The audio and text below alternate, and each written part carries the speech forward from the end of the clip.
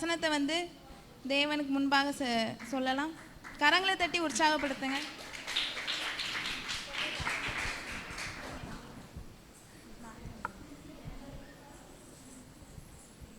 உன்னதமானவரின் மறைவில் இருக்கிறவன் சர்வ வல்லவரின் நிழலில் தங்குறான்.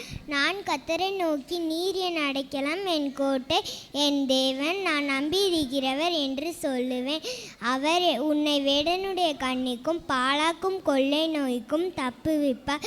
அவர் தமது சிறகுகளாலே உன்னை மூடி அவர் செட்டேன் கீழே அடைக்கலம் புகுவார். அவருடைய சத்தியம் உனக்கு பரீட்சையும் கேடகமாய் இருக்கும்.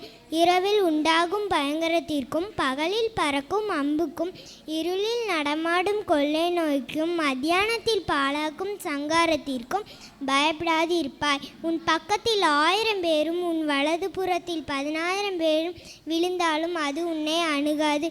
உன் கண்களாலே மாத்திரம் நீ அதை பார்த்து துன்மார்க்கருக்கு வரும் பலனை காண்பாய். எனக்கு அடைக்கலமாய் இருக்கிற உன்னதமான கர்த்தரை உனக்கு தாபரமாய் கொண்டாய். ஆகையால் பொல்லாப்பு உனக்கு நேரிடாது, வாதை உன் கூடாரத்தை அணுகாது. உன் வழியெல்லாம் உன்னை காக்கும்படி உனக்காக தம்முடைய தூதர்களிடம் கட்டளையிடுவார். உன் பாதம் கல்லில் இடராதபடிக்கு அவர்கள் உன்னை தங்கள் கையில் ஏந்தி கொண்டு போவார்கள்.